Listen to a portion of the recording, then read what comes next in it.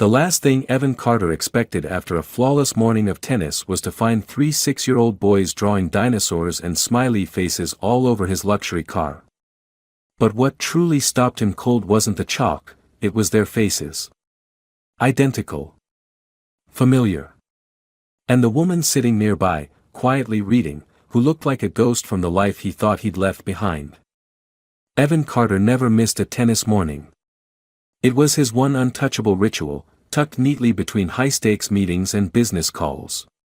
He liked the control it gave him, the predictability of the game, the silence of early courts and the sound of a clean serve. That morning was no different, until it was. After a quick warm-up and a few sets with his trainer, Evan walked back toward the parking lot, towel draped over his shoulder, expecting nothing more than a quiet ride to his office and the usual onslaught of emails. But the moment he turned the corner, he stopped in his tracks. 3 small boys, around 6 years old, were crouched in front of his matte black Porsche.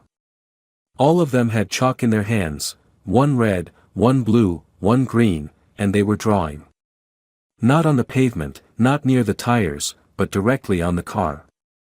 The hood now had a wonky sun, the driver's side door was home to a shaky but detailed dinosaur, and the windshield had a big, "Hi" scrawled across it in rainbow letters. They didn't notice him right away. They were focused, completely absorbed in their masterpiece. Evan felt something between disbelief and outrage rise in his chest.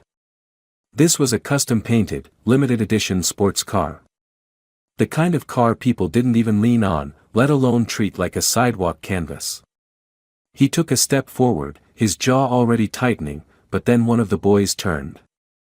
The child had soft, reddish-brown curls and wide brown eyes that blinked up at him without fear. A second later, the other 2 turned too, triplets, unmistakably. Identical expressions, identical eyes, identical curls, though each had his own energy. One looked startled, the second defiant, the third grinned without hesitation. It threw Evan off balance. They were adorable, yes, but more than that, they were eerily familiar. There was something about the shape of their eyes, the way one of them furrowed his brow, the way another tilted his head with quiet defiance, it struck Evan like a distant echo of something he couldn't place. He cleared his throat, not entirely sure what to say. "Where are your parents?" he asked, trying to keep his voice even. One of the boys pointed casually toward a bench shaded by a large tree. "Our mom's reading," he said, like it was the most obvious thing in the world. Evan followed the direction of the boy's finger. There, sitting alone, was a woman with a book resting in her lap, her head tilted slightly as she turned the page. Her dark hair was pulled into a loose bun, strands curling along her cheekbones, and she wore a long cardigan over jeans and sneakers. She looked completely at peace, completely unaware, or perhaps completely unbothered, by what her sons were doing. Evan narrowed his eyes, something catching in his chest. There was something about her posture, the way she moved her hand as she turned the page, the way her face looked calm but just slightly tired. He started walking toward her, still holding the towel in his hand, footsteps heavier than before. The closer he got, the louder his heart began to pound, not out of anger, but confusion. Because when she finally looked up from the book and met his eyes, everything around him stopped. It was Claire. Claire Donovan. He hadn't seen her in over 6 years. Not since their abrupt ending. Not since she disappeared from his life without a real goodbye. And now, here she was. Sitting on a bench.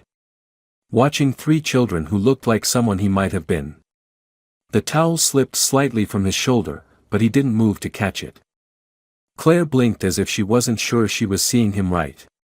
"Evan," she said, her voice quiet but unmistakable. And in that moment, the only thought in his mind was one he wasn't ready to admit out loud: those boys weren't just familiar. They looked like him. Claire stood slowly from the bench, her book forgotten on the seat beside her, hands clenched at her sides as she looked at Evan like she was seeing a ghost. Her expression flickered between shock, guilt, and something else, something closer to quiet dread. Evan didn't speak right away. Neither did she. The air between them was heavy with unfinished history, words never spoken, and time that had passed too loudly to be ignored. The boys, unaware of the storm gathering between the adults, continued their playful banter behind him, now giggling as they drew mustaches on the car's headlights. Evan took a breath, grounding himself. He hadn't expected to see Claire again. He hadn't thought about her for a long time, or at least that's what he'd convinced himself. But the moment her eyes met his, all of it came back. The way she used to laugh into his chest. The way she would fall asleep mid-sentence, curled into him like the world couldn't touch her there. And the way she had left.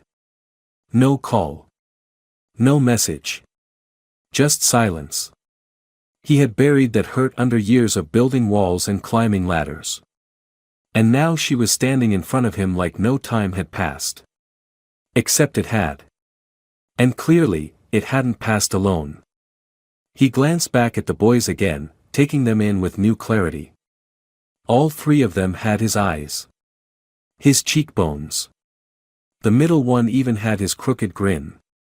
Evan turned to Claire fully, voice quieter than he intended. Are they mine? Claire didn't answer immediately. She looked down, one hand tightening around her wrist, and then back up. Can we talk? She asked, nodding toward a path that led away from the courts. Evan didn't respond, but his feet moved. They walked in silence for a few moments until the sounds of the boys faded behind them. They reached a quieter corner of the park where the trees stretched wide overhead and the sun filtered gently through the branches. Claire stopped and finally looked at him, really looked. No, she said softly. They're not yours. Evan blinked, momentarily stunned by the simplicity of the answer. He opened his mouth to speak, but she continued. I found out I was pregnant about 2 weeks after you left for London. I tried to call. I emailed. But you had changed numbers. Your assistant screened everything. I thought maybe it wasn't meant to be. I told myself it was better for everyone if I didn't push. I didn't want to beg you to come back. And I didn't want to raise them with resentment between us. So you didn't even try to tell me again? Evan asked, his voice sharp but not loud. Claire, I would've. Would you? She cut in, not unkindly. Would you have left your job, your company, your plans, to come back for someone who was pregnant with triplets? The question hung between them. Not as an accusation, but as a real, raw uncertainty. Evan didn't answer right away. Because he wasn't sure what the truth was. Maybe back then, the version of him that boarded a plane to London would have run. Maybe that Evan wouldn't have known how to handle 3 lives growing inside someone he hadn't planned on building a future with. But they're not mine, he said, more to confirm it to himself than anything. They're not yours, Claire repeated. Their father left before they were even born. He said he wasn't built for this. I believed him. And honestly, I'm glad he's gone. It made me stronger. It made me their only constant. Evan looked at her, not with pity, but with something like awe. Raising one child alone was difficult. 3. It was nearly impossible. And yet she had done it. Without complaint. Without help. Without him.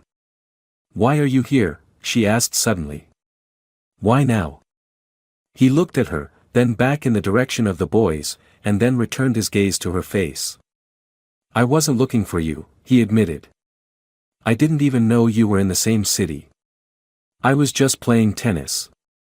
And then I saw them. Saw you. And something stopped me. Claire exhaled slowly. Well, here we are. Evan nodded. Yeah. Here we are. Neither of them knew what the next step was. But they both knew the moment had shifted something permanent. The past wasn't gone. The answers weren't simple. But the connection that once tied them together hadn't vanished. It had only gone quiet. And now, it was beginning to speak again. Later that evening, Evan sat alone in his penthouse, surrounded by glass walls and breathtaking views that felt more distant than ever before. The city sparkled beneath him, but it didn't touch him.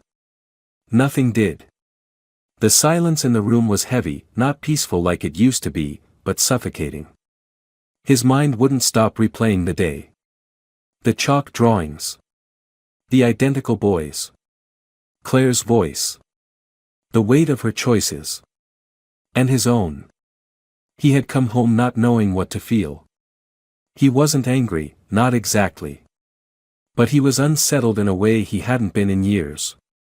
He poured himself a drink, something he rarely did outside of business dinners, and stood by the window, staring out into the city he'd conquered.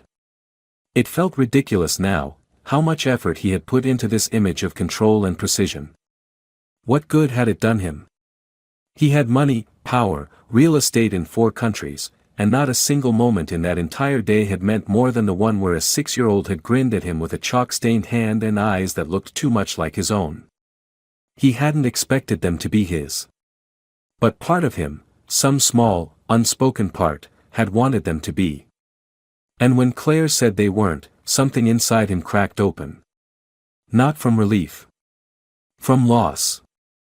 He sat down at the edge of his leather sofa, elbows on his knees, the glass still in his hand. He hadn't seen Claire in 6 years, but she'd haunted parts of him in ways he'd refused to admit.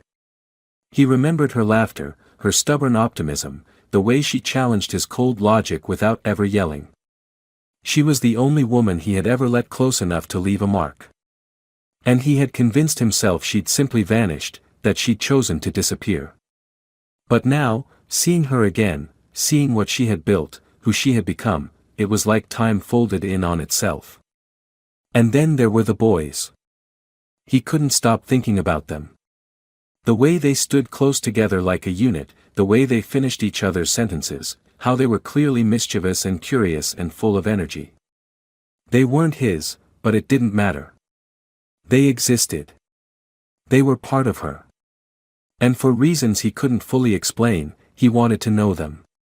Not as an obligation. Not to fix anything. Just to be near them. Evan had never been someone who longed for a family. His childhood had been a map of distance, boarding schools, nannies, empty houses with long dinner tables. His father had taught him how to lead but never how to care. His mother had loved him, he supposed, but from a far-off place, always preoccupied, always a bit distracted. He had promised himself a different life. A better one. But he had filled it with things instead of people. And now, for the first time, he felt the emptiness of that decision. He reached for his phone but stopped himself before calling Claire. What would he say? He didn't have answers. He wasn't ready to ask for anything. He wasn't even sure what he wanted from her, or from the children. All he knew was that he couldn't go back to pretending he didn't care. He set the glass down and stood up. His reflection in the window stared back at him, sharp suit, clean lines, the man everyone knew. But tonight he didn't feel like that man. He felt like someone standing at the edge of something he didn't understand. Something real. Something terrifying. He turned off the lights and went to bed without checking his email for the first time in years. And just before he drifted into sleep, he saw the faces of 3 boys with wild curls and chalk-covered hands. And he knew this wasn't over. 3 days passed before Evan saw Claire again. He hadn't planned it. He hadn't reached out. But every minute since that conversation in the park had pressed on him like weight he couldn't put down. He went through the motions of his daily life, meetings, calls, documents, all flawlessly executed, but nothing felt the same. His focus slipped during boardroom discussions. He forgot names. He stared too long at pictures of playground developments in one of his company's urban renewal proposals. Every child's face reminded him of the 3 boys who weren't his, but somehow already lived inside his thoughts. He didn't fully understand why. He just knew that something had cracked open inside him, and now it refused to close. That Friday, his car turned toward the park on instinct more than intent. He had no idea if they'd be there. It was late afternoon, the golden hour where the sun draped itself across the city like honey. The playground came into view, and there they were, just like before. The boys were climbing the jungle gym, yelling to each other with the wild energy only 6-year-olds possessed. And Claire was on the same bench, her posture more alert this time. She noticed him the moment he stepped out of the car, and though her body tensed, she didn't look away. He walked over slowly, without an agenda. He had nothing rehearsed. She stood before he even reached her, brushing her palms against her jeans like she needed to prepare herself for impact. "I wasn't sure I'd see you again," she said. "I wasn't sure I was coming." They looked at each other for a moment. Not like strangers, not like old lovers either. Like two people finally realizing they still knew the shapes of each other's silences. "I've been thinking," he started. "About them. About you. About what happened." Claire folded her arms, not defensively, but out of the need to hold something in place. "You don't owe us anything, Evan. That's not why I'm here." "Then why are you?" He took a breath, long and deep, and for once in his life, he didn't try to edit the emotion out of his voice. "Because I don't want to walk away. I'm not asking for anything. I can't pretend it didn't happen. That I didn't see you. That I didn't see them." She softened slightly but still didn't fully let go. "They're good kids. You don't need to get involved just to ease some guilt or curiosity." "I'm not curious," he said. "I'm drawn." Claire looked down, visibly shaken by the honesty in his words. "They've never had anyone," she said after a pause. "Not really. It's just been me. And I've done my best. But I've always known something was missing." "I'm not trying to fill a gap," Evan said carefully. "I'm just trying to be present in a moment I didn't see coming. Maybe it means something.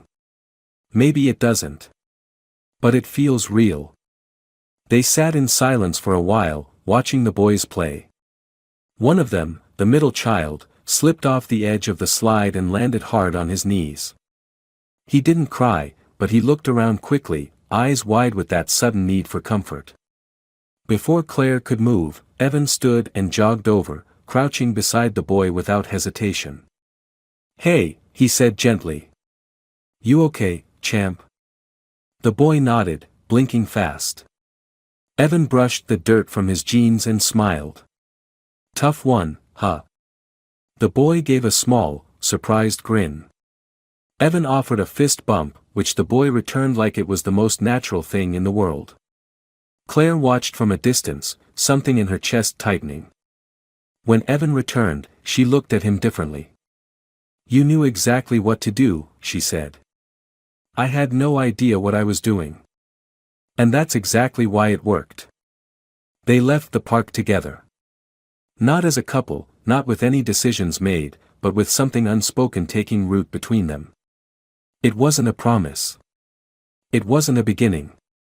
It was an opening. A moment where maybe, just maybe, the past wasn't as closed as they thought. The days that followed were nothing like Evan had experienced before.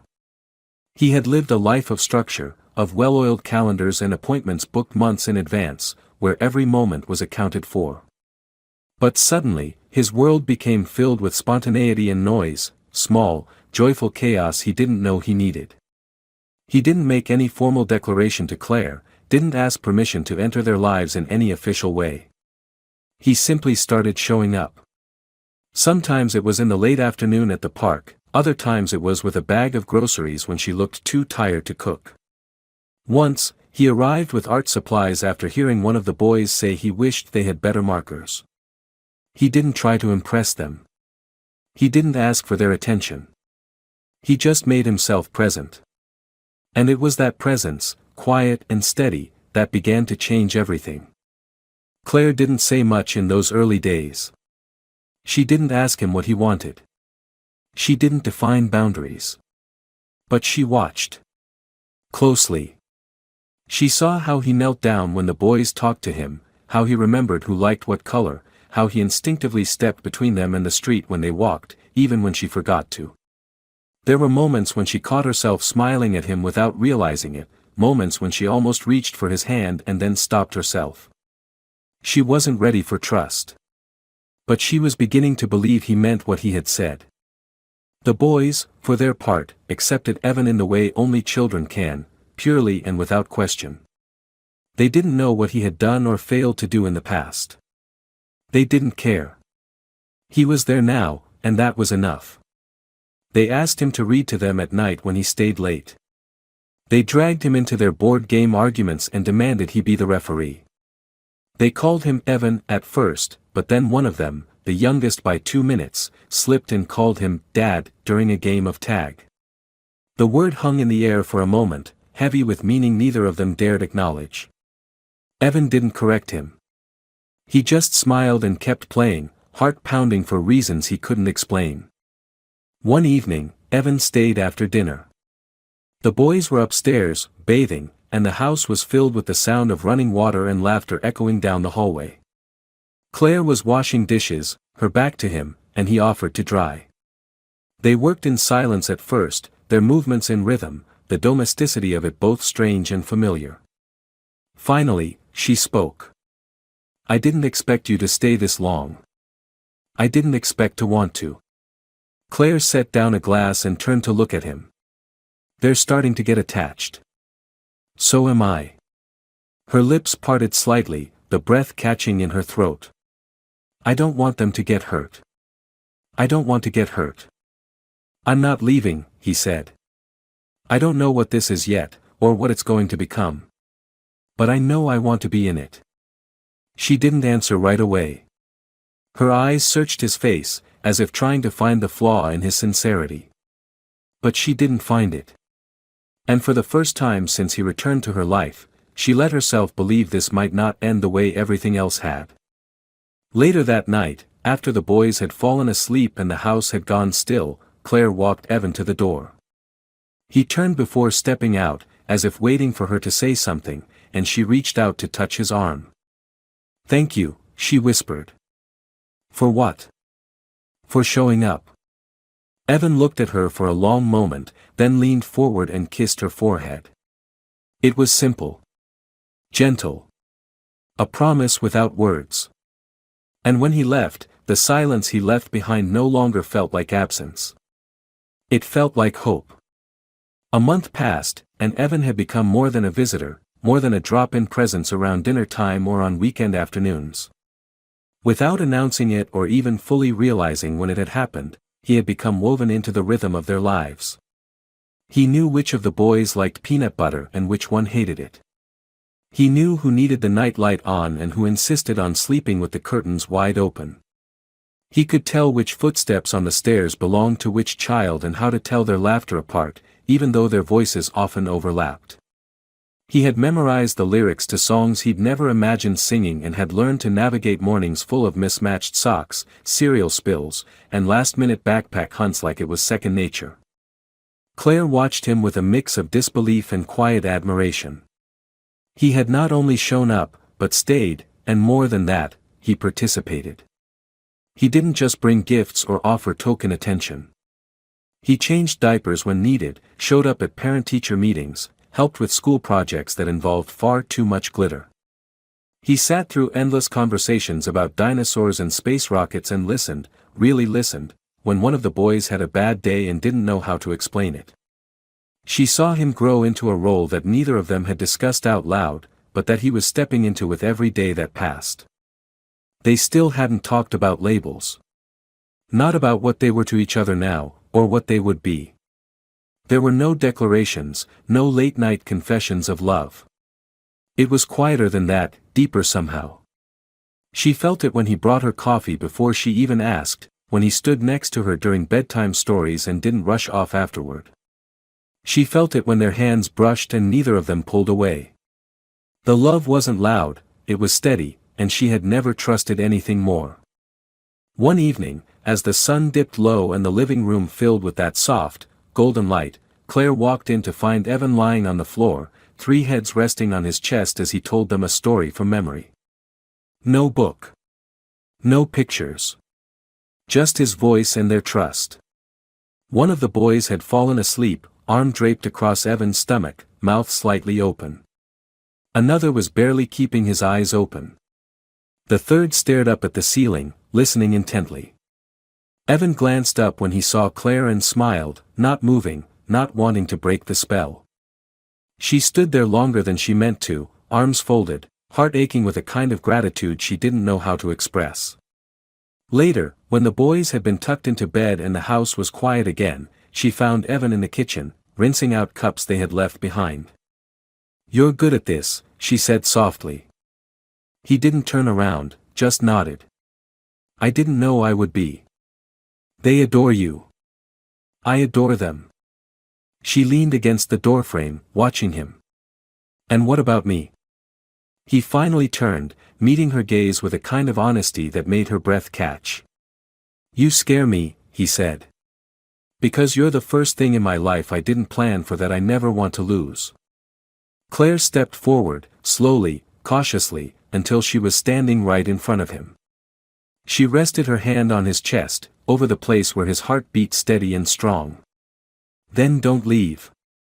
"I wasn't going to," he whispered. She kissed him then, not out of impulse, not because the moment demanded it, but because her whole body already knew he belonged. The kiss wasn't rushed or fiery. It was sure. Certain. Familiar in a way that only something deeply earned can feel. That night, they didn't talk about the future. They didn't need to. It was already unfolding between them in the smallest moments, in the quiet smiles, in the way they moved through the house together as if they'd always been one unit. And for the first time in years, Claire slept deeply, knowing that someone was still there when she opened her eyes. Evan had never thought of himself as someone who needed a family. He'd spent years building walls around his life, structuring everything with purpose, productivity, and precision. But now, as he sat at the small kitchen table in Claire's house, watching one of the boys make faces into his glass of orange juice while the others argued over which dinosaur would win in a fight, he felt something he couldn't quite name. It wasn't pride or peace exactly, it was fuller than that. It was a quiet, aching joy. He didn't belong here because of obligation. He belonged here because something in his soul had shifted, cracked open, and let real life rush in. The days had blurred into something beautiful. Mornings were chaotic but warm. Evenings were filled with bedtime stories and the soft rhythm of shared routines. Claire had started leaving little notes on the fridge when she left early for work, reminders for the boys, but sometimes with a quick, "thank you," or a drawn heart for Evan. It was never dramatic, never too much, but enough to remind him that this was no longer temporary. He was here, and she saw him. He began to notice the smallest things about each boy. How Theo, the loudest and most imaginative, bit his nails when he was nervous. How Max, always pretending to be brave, would quietly seek out Evan's hand when the movie got scary. And Ben, the youngest by minutes, but the most introspective, liked to sit beside Evan without speaking, just to be close. It wasn't about big moments. It was about thousands of tiny ones. That's what built trust. That's what made them a family. One evening, after a long day at the park and a living room fort building competition that ended with pillow casualties and endless laughter, Claire pulled Evan aside. The boys were upstairs, supposedly getting ready for bed, which meant they were likely still half-dressed and negotiating toothbrush time. She looked serious but not tense, her fingers fidgeting slightly with the hem of her sweater. "There's something I want to talk to you about," she said, her voice careful. Evan straightened, immediately attentive. "Of course. What is it?" She took a breath. "They've been asking questions. Not about their biological father, not directly. But, they're trying to make sense of who you are. And I think it's time we give them some kind of answer." Evan nodded slowly. "What do you think they need?" "I think they need to know they can count on you. That you're not going to disappear one day. That you're not just a very nice guest who reads stories and plays soccer in the yard." He hesitated, not because he disagreed, but because the truth of it hit him harder than he expected. "I don't want them to wonder," he said. "And I don't want them to feel like they have to earn me being here. I'm here because I want to be." Claire met his eyes. "Then maybe it's time we make that official." The words hung in the air, not as a demand but as a possibility. Evan felt the weight of them settle into his chest, not as pressure, but as purpose. He thought about how much had changed, how much he had changed, and how much these boys already meant to him. And then he saw something in Claire's eyes, a flicker of hope mixed with fear, the fragile courage of a woman who had done it alone for so long and was still learning how to let someone in. "I want to adopt them," he said quietly. "If that's something you and they would want. I know I can't replace anyone. I don't want to. But I'd be proud to be their father." Claire didn't cry. She just exhaled like she'd been holding her breath for years. Then she reached out and touched his face, her thumb brushing the edge of his jaw like she was memorizing him all over again. "They would be lucky to have you," she said. "But so would I." Upstairs, the boys erupted into a fit of laughter that echoed through the house like music. Evan looked toward the ceiling, then back at Claire, his hand wrapping around hers. "Then let's do it," he whispered. "Let's give them that security. Let's give them all of us." And just like that, without ceremony or witnesses, the foundation of their future was set. Not on perfection, not on blood, but on love freely chosen. On presence. On staying. And for the first time in his life, Evan wasn't building something for the world to see. He was building something that would last even when no one else was looking. The morning of the adoption hearing was quiet, almost strangely so. The sky outside was soft with early light, and the usual rush of shoes slamming against floors and cereal spilling on counters was replaced with something gentler, more intentional. Claire had helped the boys into their little button-down shirts and combed through their wild curls, trying to keep them in some form of order, though the energy in them made it nearly impossible. Evan stood nearby, adjusting their tiny collars, kneeling down to tie Max's shoe, smiling softly as Theo declared he was going to "tell the judge we already like you so she says yes faster." There was nervousness in the air, yes, but there was also excitement. The kind that lives in children when they know something important is about to happen, even if they don't fully understand it. Claire watched Evan as he moved through the house with steady hands and a calm that hadn't always been there. He had grown into this role not with declarations or grand gestures, but with every small choice to stay, to listen, to love without needing to be asked. She could still remember the man who had once lived in glass towers and met the world through polished schedules and polite detachment. But this version of him, this man in front of her now, was softer without being weaker, stronger because he had chosen to lean in, not run. At the courthouse, everything moved slowly at first. Paperwork. Waiting. A small family courtroom with a warm judge who smiled kindly at the boys and asked them easy questions to help them feel comfortable. Claire sat beside Evan, her hand gripping his under the table, fingers interlaced tightly. The boys sat in chairs too big for them, their feet dangling, their legs swinging in time. When asked if they understood what was happening, they each nodded with eager certainty.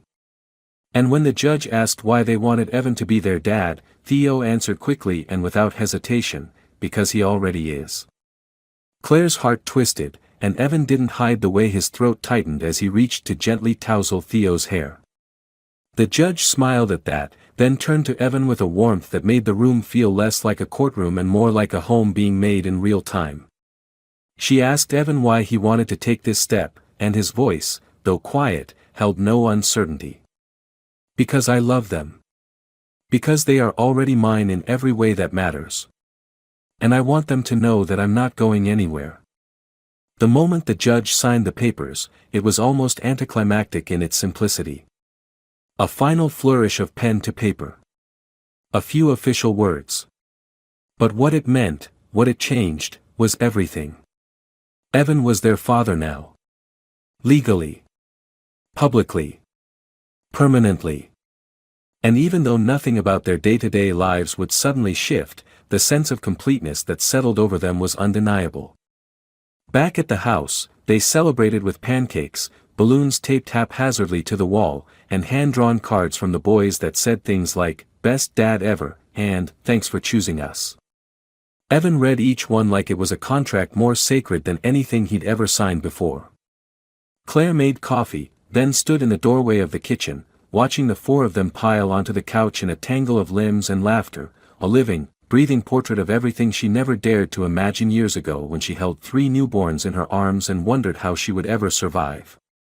Later that evening, after the boys had gone to sleep, Evan walked into the bedroom and found Claire holding a small box in her hands. When he opened it, he found a silver ring, simple and unpolished, with the inside engraved with 4 initials, hers, the boys', and his. She didn't say anything, just held it out, and he slipped it onto his finger without question, without needing any promises spoken aloud. He looked at her and said, "I didn't know life could be like this." And she replied, "That's because we hadn't built it yet." They curled into each other, the house quiet around them, the world soft beyond the windows. And in that stillness, in the deep fullness of what they had created together, Evan realized that this messy, loud, perfectly imperfect life, was the only thing he had ever truly wanted. He hadn't found it in wealth or power or silence. He had found it in chalk drawings, mismatched socks, whispered bedtime stories, and a woman who had once been his past, and had now become his forever. What makes the ending of this story so emotionally satisfying to me is how quietly powerful it is. There's no dramatic cliffhanger, no over-the-top declarations, just the slow and steady culmination of choices, small, intentional, deeply human choices. Evan doesn't become a father because he has to or because it's the right thing on paper. He becomes one because his heart genuinely shifts. And that shift, for a man so used to controlling everything, is massive. Claire, on the other hand, learns to let someone in after years of carrying everything on her own. She doesn't surrender her strength, she expands it by allowing trust to grow again. The beauty of their reunion isn't in rewriting the past, but in writing a new future on their own terms. And the boys? They don't fully grasp the weight of what happened in the courtroom, but they feel it. They feel chosen. And that feeling, that they're worth showing up for, worth staying for, is the very heart of the story. This isn't a fairy tale ending. It's better. It's earned, grounded, and real. It reminds us that family isn't always built by blood or by plan, but by presence, love, and the willingness to stay when it's hard.